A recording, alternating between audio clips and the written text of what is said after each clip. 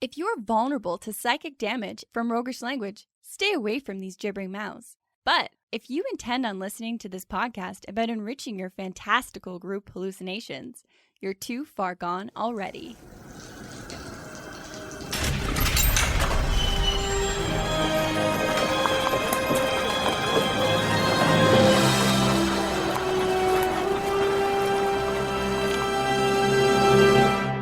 Your next game is going to be world-shatteringly immersive, and here is why. In this episode, we find some answers to how do you create a creative, unique world from scratch. And what should you consider for a world you just want to play some D&D in? And how is Matt Sernett going to impact the gaming world next? Welcome to the Hook and Chance podcast. I'm Jordan. And I'm his brother Travis. So world building. It's a topic that can be discussed nearly endlessly. There's about a million takes on what you've got to do, in what order, and sometimes it feels like you can just infinitely go down that rabbit hole until you're detailing out the shoe color of the person that sweeps the sewers, until you need to pull back and prioritize, especially if you're planning to run some great games in this world. Okay, that was a little bit over the top. You're focusing on the wrong details if you're detailing out shoe color, but your point remains that it's incredibly important to not get ahead of yourself when you are a DM, because I've done this so many times myself where I've shot myself in the foot, having gone way over the deep end, and not only does the world never get used, but it can actively cause your players to disengage all of that wonderful world building that I've spent hours doing. And of course, then there's the fact that if your game never takes you to those corners of the world that you've detailed out, then was it worth it? Did you enjoy it? Yada, yada. That's almost a different conversation about it. But we are definitely not the experts on this topic. Before you stop listening to the podcast, we don't have any answers for you. We invited someone that does know more about the different worlds of D&D than literally anybody, and whose work has absolutely influenced our games for the better, time after time. We are very excited to have Matt Sernett join us. He's an incredible game designer that, if you need a recap, he has worked on, among many other things, 5e products like Waterdeep Dragon Heist, Waterdeep Dungeon of the Mad Mage, Mordenkainen's Tome of Foes, Xanathar's Guide to Everything, Sword Coast Adventures Guide. He's contributed to Magic the Gathering content like Innistrad, Zendikar, and Mirrodin. And loads of other games and adventures like Murder in Baldur's Gate, Betrayal at Baldur's Gate, and the D&D Miniatures game. And he was even the editor-in-chief of Dragon Magazine for a while. We are going to hop to the Strategy Stateroom to our interview with Matt Sernett and get to the good stuff right away. This is the Strategy Stateroom, where inventive and cunning tactics are crafted for when they're needed most.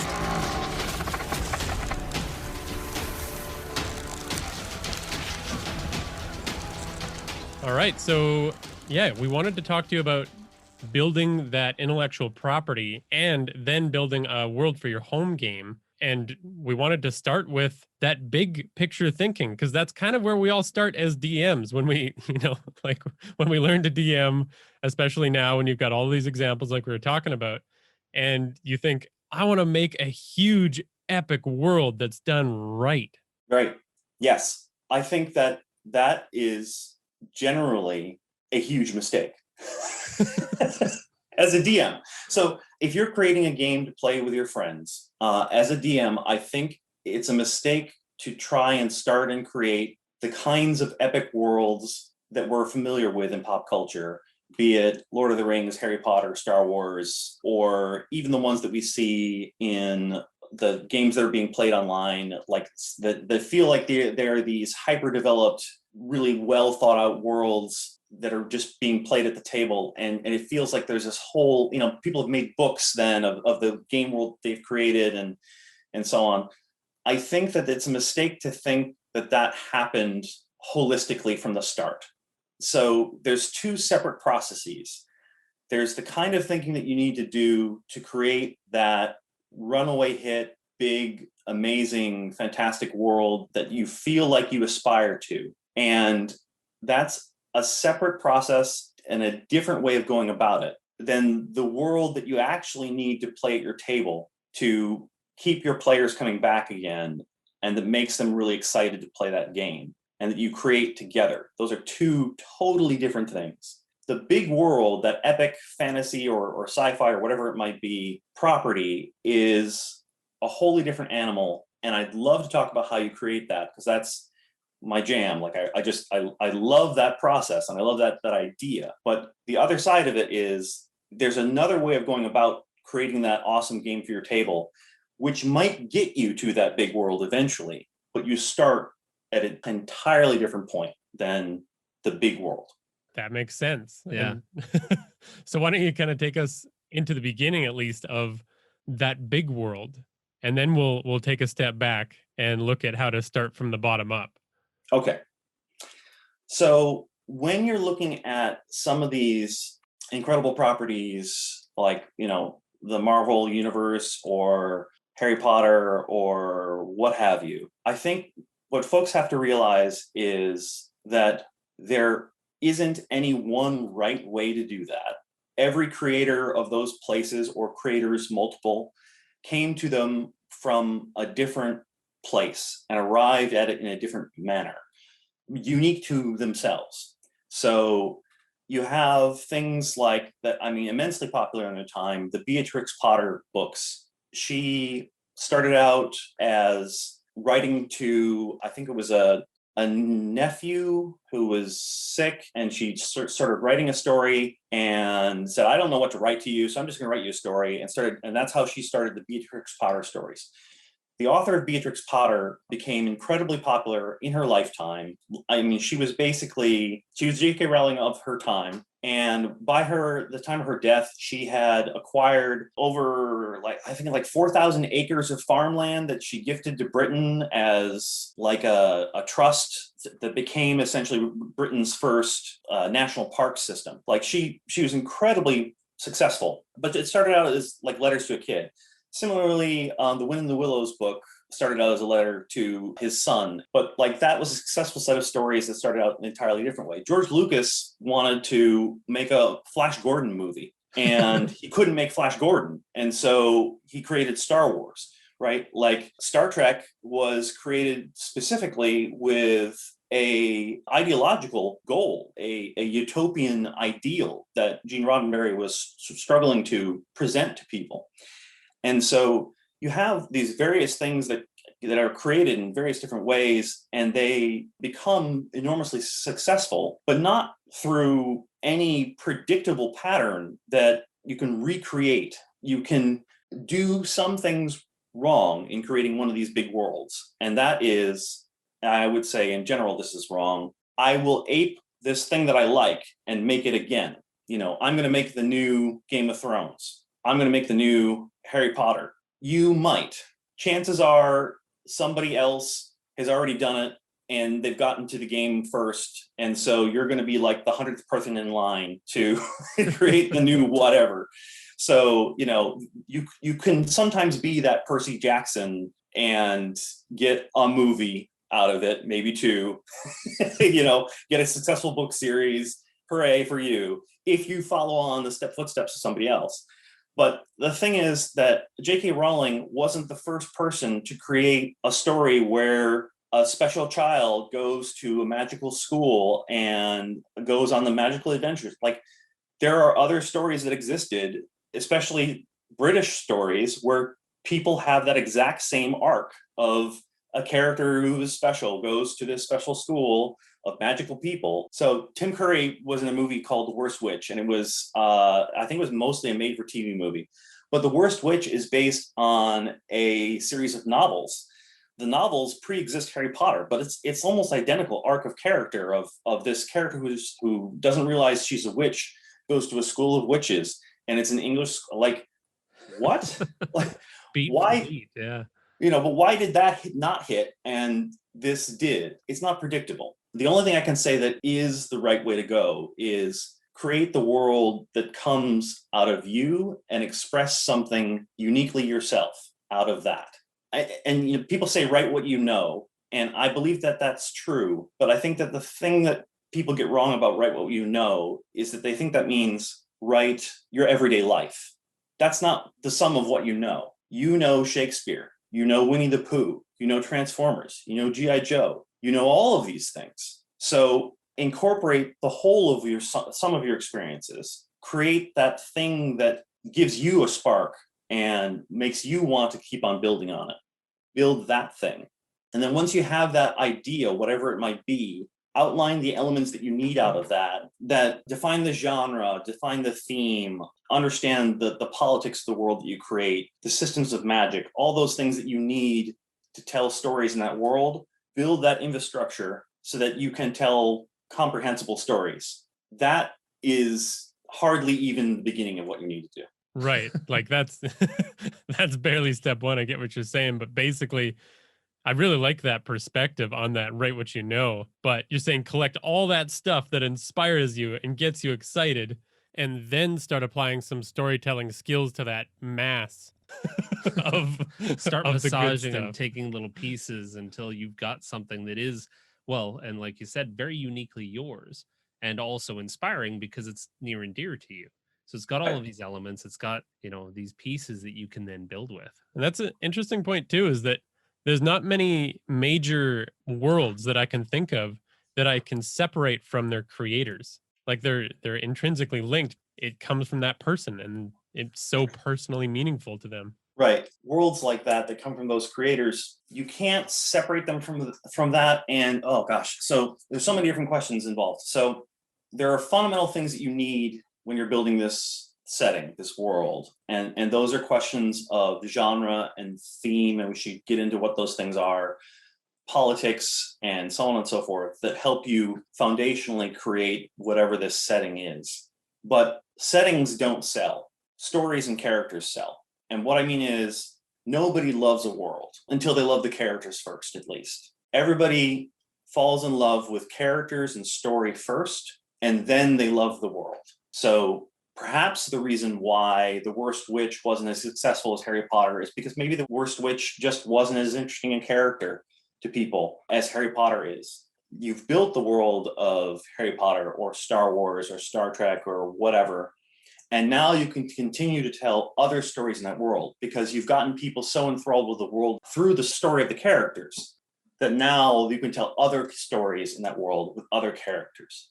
And that's ultimately, I think, what makes a successful setting of that type is that you have characters and a story that illuminate this wider world that you've created. And then people fall in love with that place. And then you can tell even more stories with that place. So how does that work then when you're creating a world for, the hobby that we're talking about here, which is tabletop role-playing games? How do you create that setting without having those main characters quite yet necessarily? Yeah.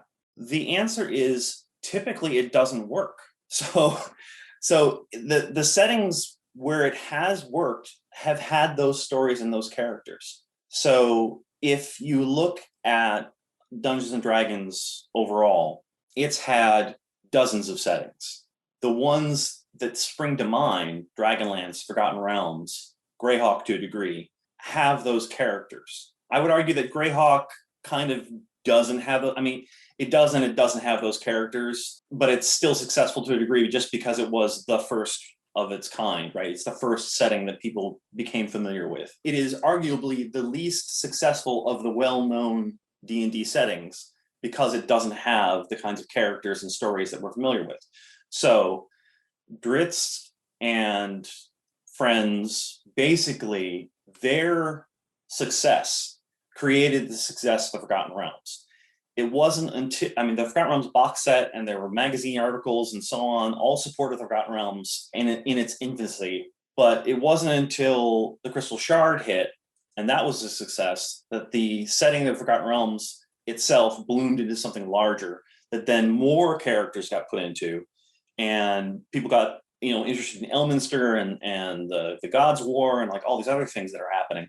Dragonlance arguably is too successful in creating a setting based upon character and story, because when you look at the wider world of the setting, I'd argue that Dragonlance kind of falls apart. Like it's not a setting you can tell very many other stories in. Even though they wrote tons of novels in that setting, it didn't catch on as well as the Forgotten Realms because it wasn't as good a home to other stories as Forgotten Realms was. Forgotten Realms was this vast, I won't say blank palette, but because it's so incredibly varied, but it had all these open places to explore with neat, interesting locations. Dragonlance is an incredibly small setting overall, and it basically functioned just to tell one story. And so when you got out of that one story, it kind of fell apart a little bit and didn't work quite as well.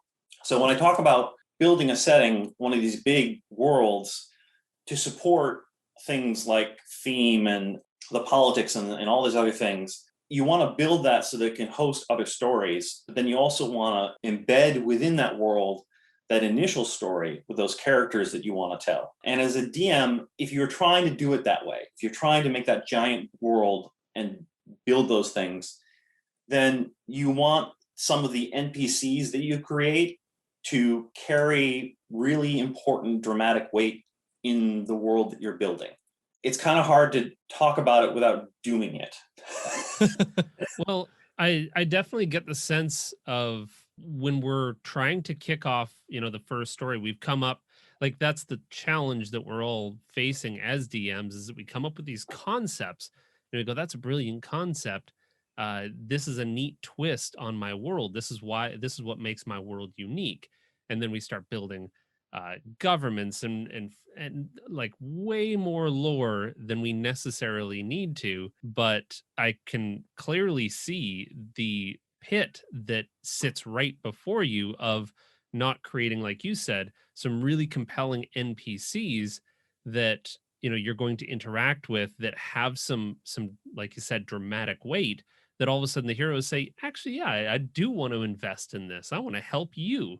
And so I think the challenge there is that with creating a world that is meant to be mass produced and sold to people, or like creating that big IP, is a bad fit for what you need at the table. Because what you kind of want to do at the table is come at it from the opposite perspective, come at it from the small scale, the local scale, and smaller stakes, because you can, as a player, relate to those smaller stakes a lot easier, because it's a lot more natural to worry about what happens to your neighbor because you've been living next to them than it is to worry about what's happening to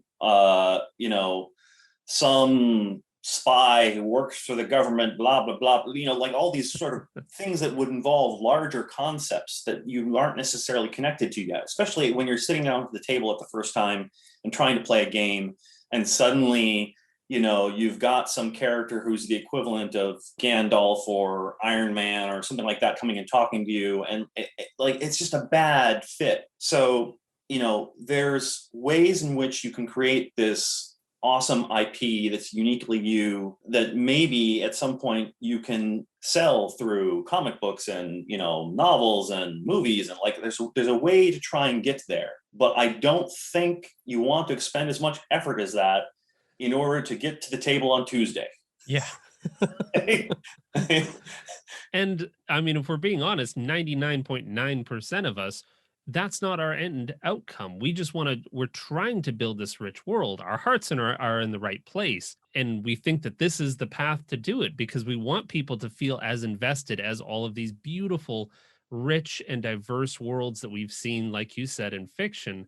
We want to give that sense, but it's, yeah, like you said, it's kind of a trap. So we can go back to building that big world if you want to, but it might be a good time to switch to what the other perspective is, which is small scale and local. I think that's perfect, because as you've been talking the last few minutes, I've been thinking how if you want people to care about any tweaks that you've made to a world, you're going to have to care about their characters so that they then care about the world because they care about their characters. Yeah. There's a really brilliant way of thinking about this scale of world creation it was put in this framework by Richard Witters at Wizards of the Coast. He's one of the art directors there. What he talked about was building a world at the scale of your childhood neighborhood. So I had a particularly Norman Rockwell-like childhood. So mine might be a little bit different from other people's, and certainly different from, kids growing up in the midst of a pandemic where they can't go outside. Fair. But if you think about the world that you lived in as a kid, where you knew your street and the people on it, theoretically, maybe you knew a few streets over, then as you got farther out from that, that became driving distance, right? So the spaces between you and the mall, or you and the movie theater, or you and that restaurant, or you and your school, became this sort of less well-known sort of liminal space that you wandered through, but you knew the landmarks that are outside that space. That's the kind of space that you actually want to make your D&D game about. You want to have that really well-developed understanding of the local space that the characters are plunged into, and then have interesting exterior spaces to that, with space between where they're at to where they need to go that they know about. So they know about their town. They know about a few things outside their town. And then beyond that, they know about, that wizard's tower over there, that, strange mountain in the distance, the mysterious caves that nobody goes into, because whenever anyone goes into it, they disappear, right? Like that's the kind of space that you want to build for your characters. And then you can do that like straight out of the box. You can make a plain old vanilla fantasy world. And if you build that space really well and develop the people in the town and give your players a reason to relate to those people in the town, if you build that space, particularly if you build that with your players, you're going to build a space that people want to play in. And if you go the extra step of putting a unique spin on the world that you're creating, then you're going to keep players even more invested than they would otherwise be. So I would say that when you're building that sort of little town space, whatever it might be, talk to your players about the world that you want to build and get their investment and buy-in. Because one of the problems about playing any role-playing game is you set up the world that you want to create, you set up the stories you want to create. As a DM, you're engaged and you've got this narrative that you want to build, and then your players come to the table and it's the half gnome barbarian centaur. And like, so what? Like, how does this? Why? Huh? And you want to avoid that. You want to get your players not just invested in creating characters that they build on their own and get excited about by themselves. You want to get them excited about building a world together, because ultimately this is a storytelling game where everyone's building the story together. Help get their investment in crafting that environment. Build that village or world or setting together. And then you as the DM are the master of all the stuff behind the scenes. And so you can surprise them with all kinds of things they didn't think about. And then because you're so intimately knowledgeable about everything at this small scale, and it didn't take that much effort for you to create, you can then fill in blanks with unique ideas as they come up. You can adapt to what the players do. When the players make some weird conclusion and they decide, oh God, the mayor must be behind it, you can be like, oh yeah, the mayor is behind it, right? Like, you can make the story go in the direction that they need it to go and want it to go. And then you can surprise them. The mayor is behind it, but he's possessed, or something. Like, you can do really interesting things with that space, but it's because it's small and manageable enough that you can do that. When the players start to expand their horizons out of that smaller space, right? When they want to go and visit the dungeon or XYZ, then you can fill in the details. But I would advise in general, what you want to do is rely upon convention that people expect, rather than building an entire pantheon of deities afresh. If you want to do something unusual that's not in the player's handbook, rely on something that you understand and that your players might know. So if you all are familiar with Norse myth, go ahead and do something like Norse myth. Try and rely on some of those conventions so that you're not building everything afresh and everything anew. And then when you do get to spaces where you don't have information. Like, okay, well, how did people worship Odin? I don't know. You can make things up and they'll feel fresh to everybody because they're new. You just created them. That's the kind of space that people should be trying to work in, because when you start building small like that and then build outward, that's actually how a lot of the successful games are made. So a lot of the DMs that we see online now that are playing these games with stars and stuff like that, they didn't start out with a whole world that they created 300 pages about and then started playing. They started out small. They started out local. That's how you can build with your players as well. What really strikes me about that approach too is from a player's perspective.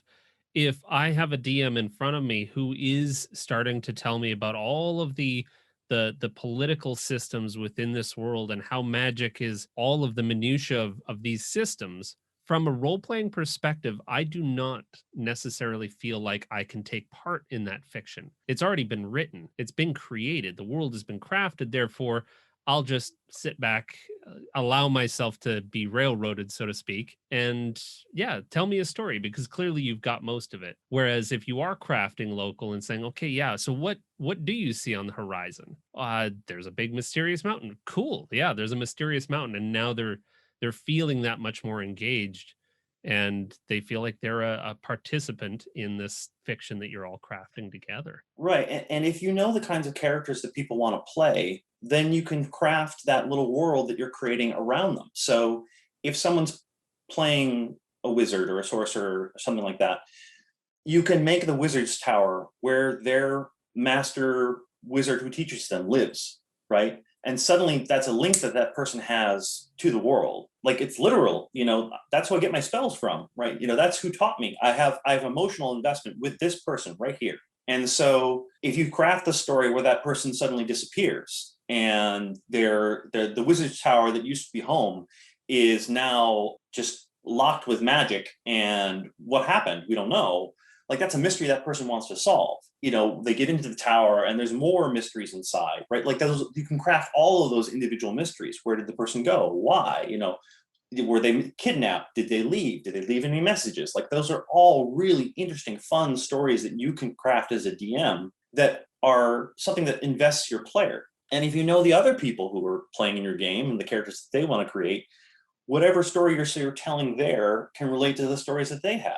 So maybe there's a fighter in the group who is the local militia, basically calls them up to defend the village whenever they need defending. Or maybe once a year there's a war or something like that they have to go fight in or train for or something like that. You can have some story in the wizard's tower that relates to that person. Maybe the wizard knows about some evil sorcerer who is fomenting war, and that's the reason why the wizard is engaged. Like, they're dealing with that war that the fighter character has been called upon to fight in. There's stories that you can interrelate everything so that people become more deeply engaged in your game. That's brilliant, Matt. Certainly changes the way that I'm going to be approaching a few. Like, I'm thinking already about the campaign that I'm in. A lot of I wish I would have.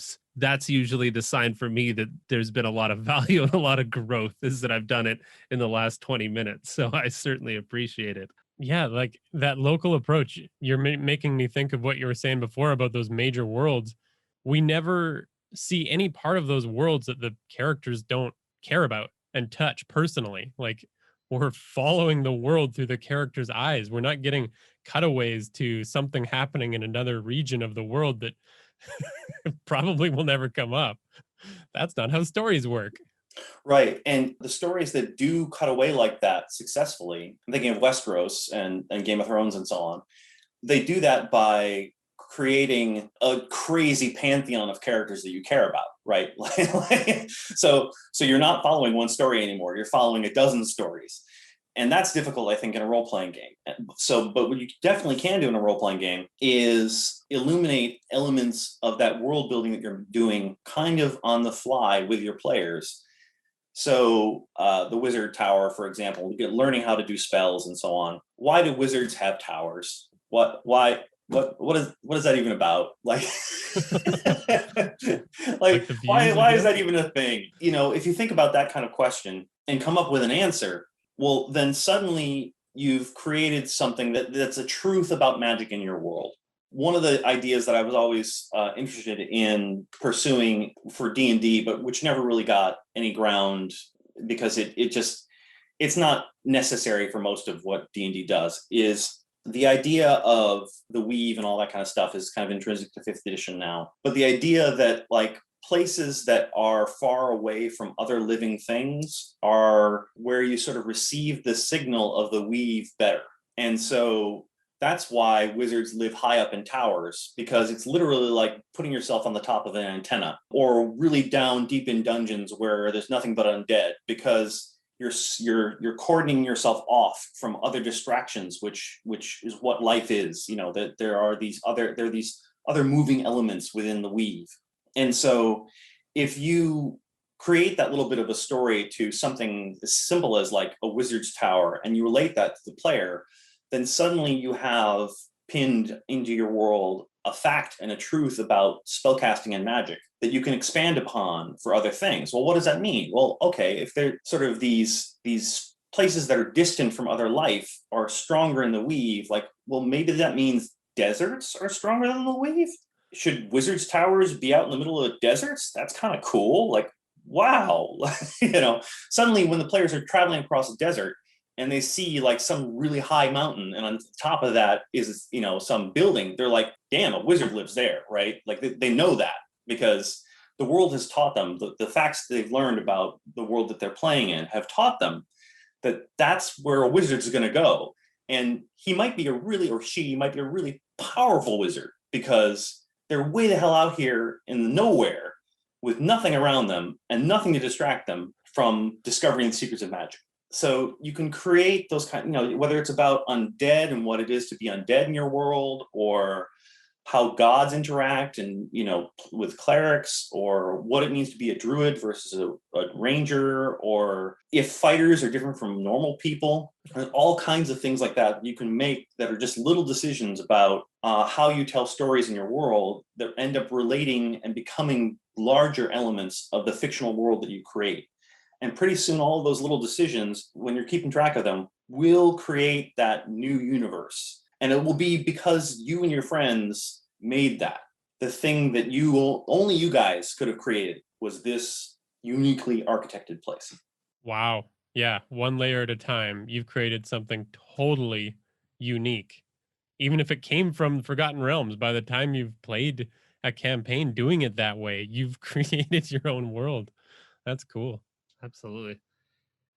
I don't know if I can take any more mind shifting kind of ideas. So we can go ahead. The main takeaway here is, I'm always going to be starting small from now on. Craft local. Yeah, craft local. Next, we're going to talk to Matt a little bit more about his work and that work that has shaped a lot of what D&D is today. Some of the other projects that he's working on, but first we're going to head to the Griffin Street Market. Must-have provisions and supplies can be found for the right price at the Griffin Street Market. Hey there, no, come back. Come on back. I've got something very cool for you. No, just focus for a moment. What do we got for him, Jordan? Got something pretty incredible. Do you have the travel bug? Then this is going to be your new best friend.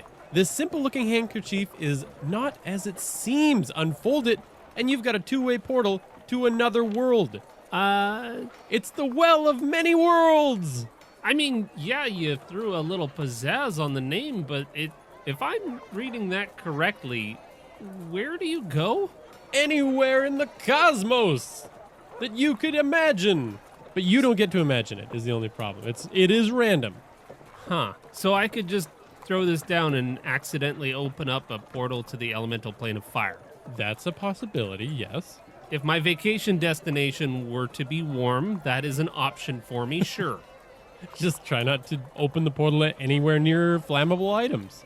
All right, throw it away. But we do have something else that actually will help you. Maybe instead of going to these other worlds, you just want to describe them a little bit better, with more intensity and feeling, or drama and intrigue. Well, Describe has been helping me a lot with this. I'll second that one, actually. This is a lot safer. than a handkerchief of many worlds is, like you said, being able to describe them. I have huge reveals all the time that fall flat because I didn't consider putting the party in the scene as well as I could. I didn't really get into the richness, and so the portal to the abyss ends up, and it's like it's dark and kind of spooky and evil, and there's some sounds, and it smells evil. It's nasty. Describe will take care of this for you.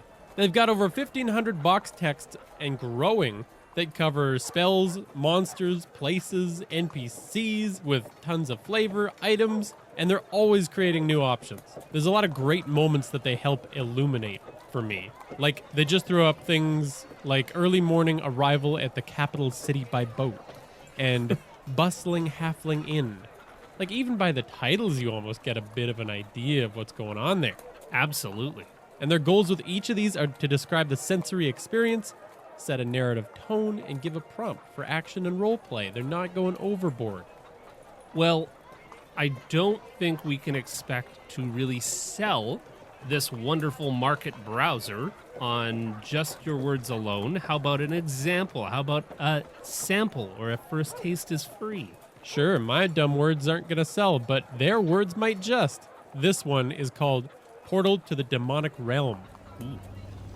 The soaring semicircle of black stone, veined with magma and etched with runes, seems to emerge from the earth itself. At its heart, a vortex of fire swirls, and within the flames one perceives faint, terrifying faces leering outward. Screams emerge, muffled from the roiling portal.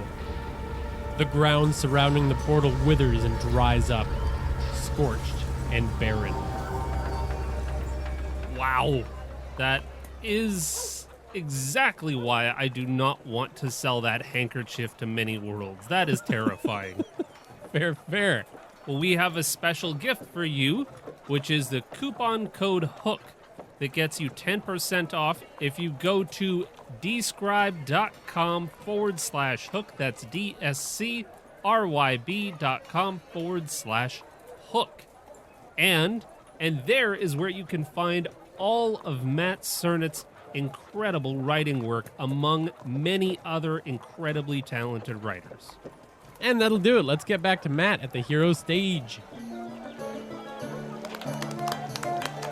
This is the hero stage, where fantastic folk have a spotlight turned to them to tell the tales of their adventurous lives.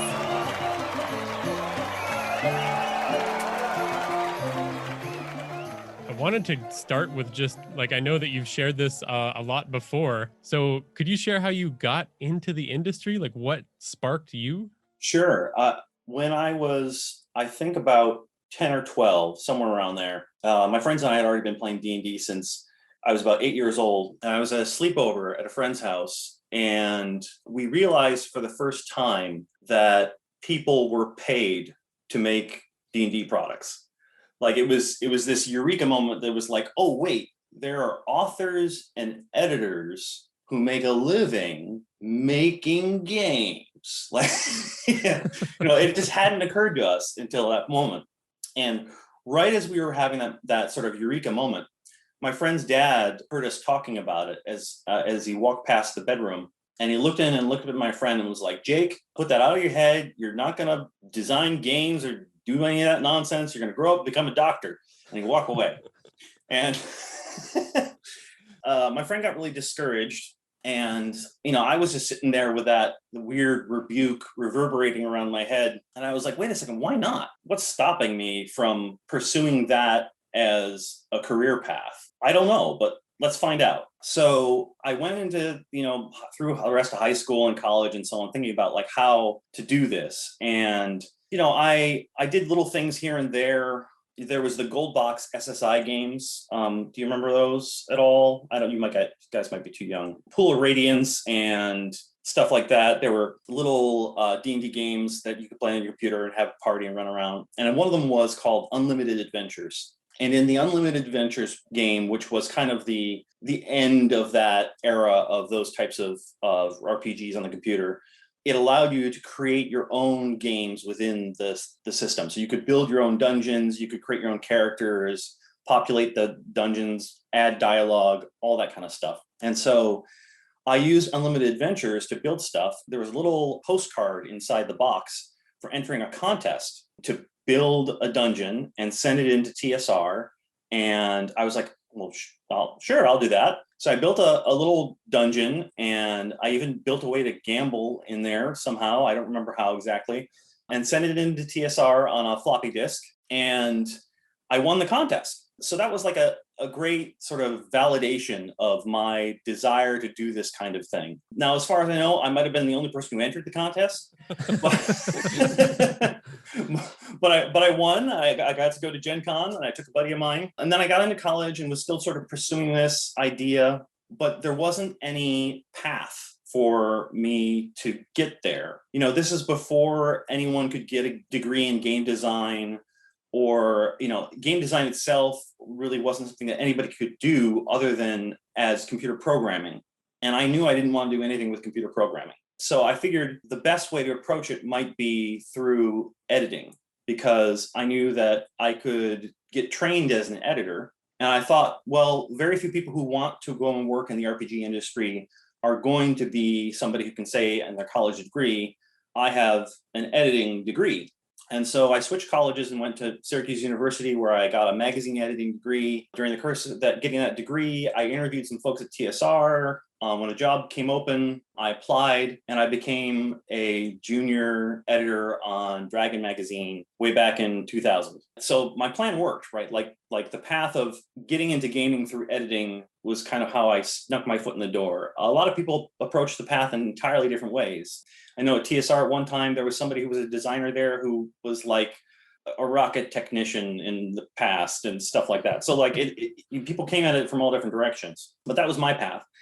And then I proceeded to work my way up the ranks in the magazine, eventually switched over to doing D&D design, did that for many years, worked on Magic, switched to doing Gleemax when there was sort of a computer game or initiative within the company, and then went back to D&D and Magic and so on after that. And since I've moved on to doing stuff for narrative design for computer games. It was definitely a long process. It was like, okay, this is what I want to do, and what's my path? And it was a series of validations and dead ends, and until I finally figured out the right way in for me. Nowadays, I think there's entirely, totally different ways of getting into the industry. There are many more paths that are far more obvious. Totally fair. But I think it's just neat because so many times you see people that are doing what they really want to be doing, and they had to get there through some weird means. They just had to figure it out because it didn't exist till they were there. I think if you want it, whether it's tabletop gaming or computer gaming industry, the paths to get there are more obvious in that there are degrees that you can get that are going to get you a step closer. There are plenty of startup games that you can do and put in basically free effort for in order to build somebody else's game idea, or you can build your own game. There are plenty of platforms now where you can build games yourself, be it an RPG or that kind of thing. I mean, if you want to kickstart your own game world, you can try and do that, figure out how people did it successfully, do it yourself. There's just the host of ways that you can get in at this point. And the gatekeeping, if there is such a thing in the industry, is really about people who are already in positions of power at organizations. And if you want to, you can just end around all of that and make your own stuff and sink or swim on your own merits. I think that's fantastic. I mean, I guess as far as fictional worlds go, though, when kind of crafting your own, I'd be kind of curious to ask you, what's been the best one or your favorite near and dear to your heart that you've worked on? And which one would you want to work on out of all of the fictional worlds out there? Gosh.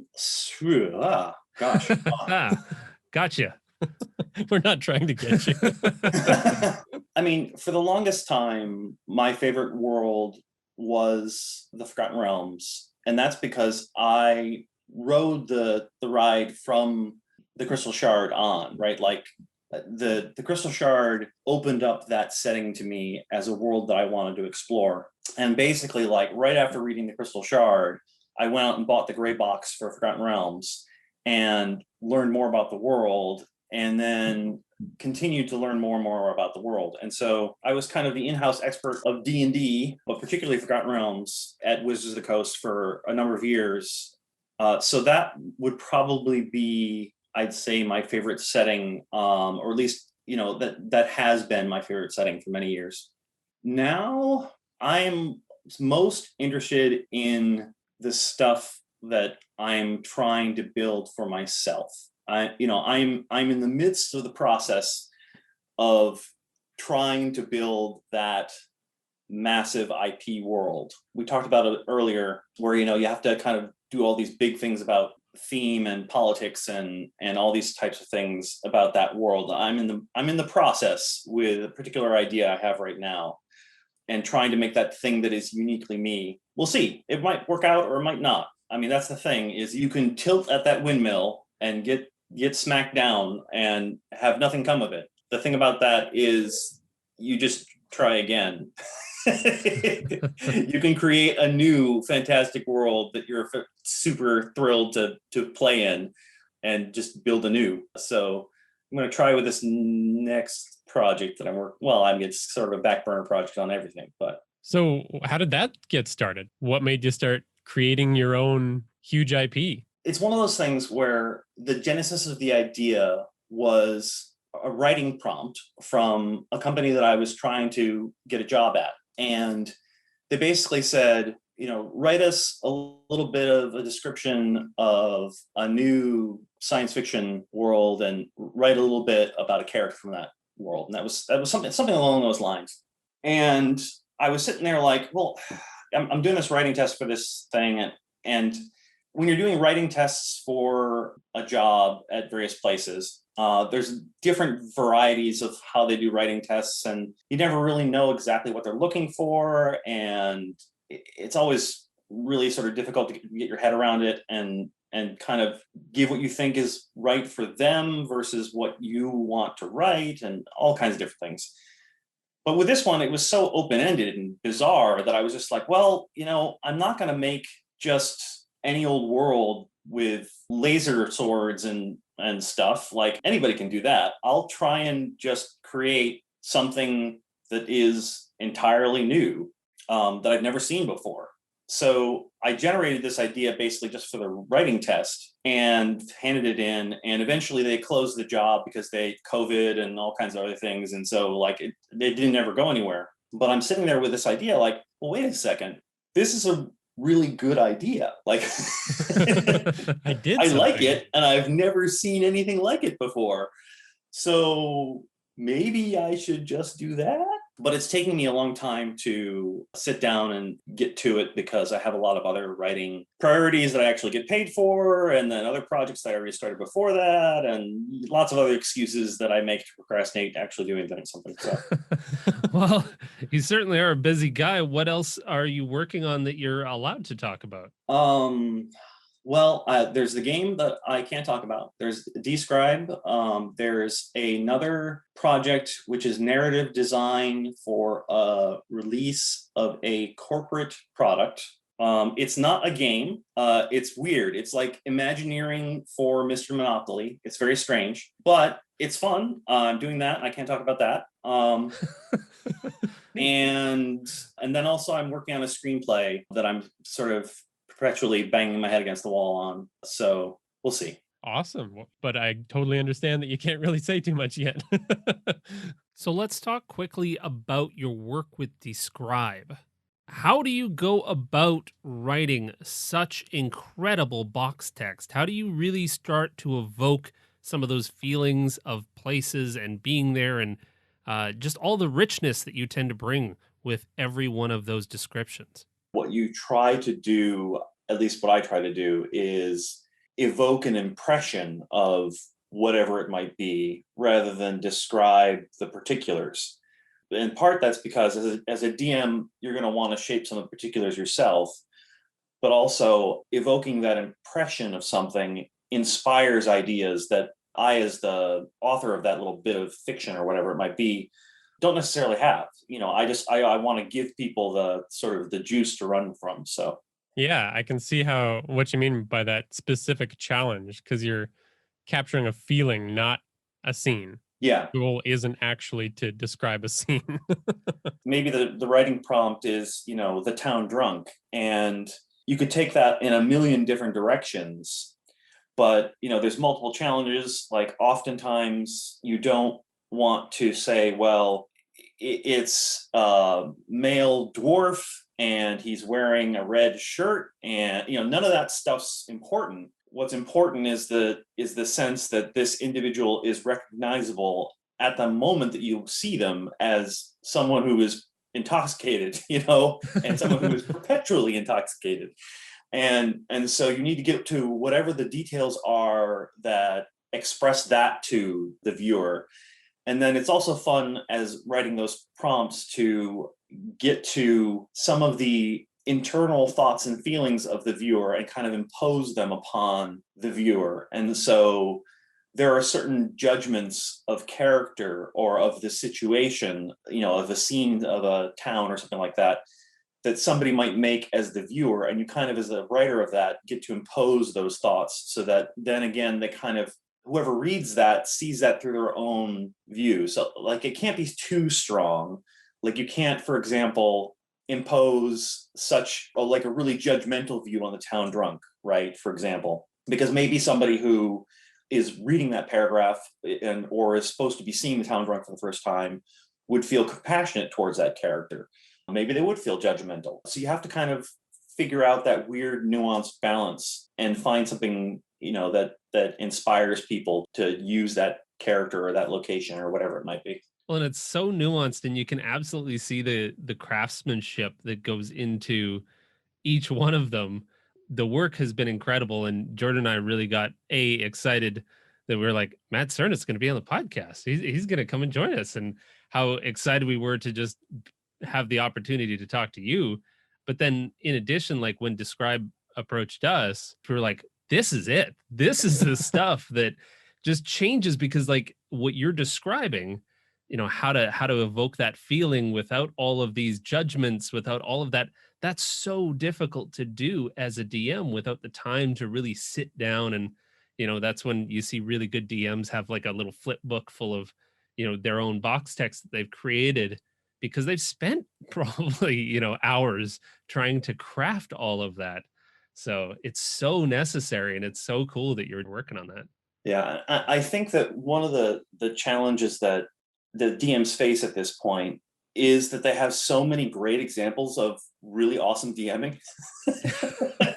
Like when I was a kid growing up, I had my DM who was my friend, and we would DM for each other. And, those were our examples. That's how we played the game. But now you can watch, people who make their livelihoods out of, gaming online and DMing online. And it's like, oh, wow. Like, it's great because it showed many people how to play the game. Because that's the other thing, is that role-playing games as a hobby has always been driven by essentially word of mouth. It's very hard to crack open a 300-page rule book and then find your way inside this game and then get a few friends also excited to play this game that you have to read 300 pages to understand.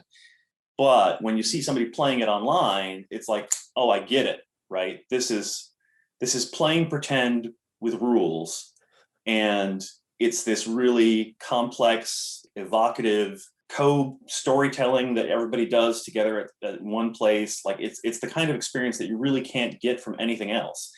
And when people can see that, that's when they have that aha moment. And so that's why 5th edition has really kind of, run away with things. And then all these other role-playing games have come along and kind of followed along with it, because there's been this just flourishing of means by which people can see, YouTube and Twitch and all this other stuff, ways in which people play role-playing games. So it's really fantastic. It certainly helps you kind of like skip all of that figuring it out stage. But that is an interesting point about the difference between you and your buddy sitting there, and you're developing your own very individual styles because it's based on nothing but what you can make of it. Right. And so you have no pressure of like, oh, I need to make this really awesome or like this other thing that I've seen, because you've all just been, sitting around in your basements or your friend's room or whatever. And I mean, I played and I ran, as a kid growing up, some really terrible games. Like in retrospect, really, really bad experiences. But, it's because we didn't have better examples, and it was still fun, whatever. It was great. But yeah. Yeah, you're only as good as the amount of sleep that you got the night before, or Right. how inspired you're feeling in that moment.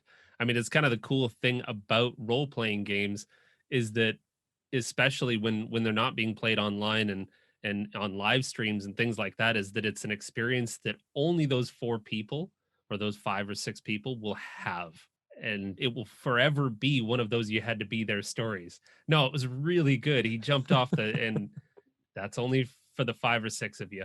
Right. It's so neat like that. And Thank you so much, Matt. This has been a real treat and a real honor to have you on the show. Where can people find you? I am at Sernett on Twitter, where I post various rants about politics and economics mostly.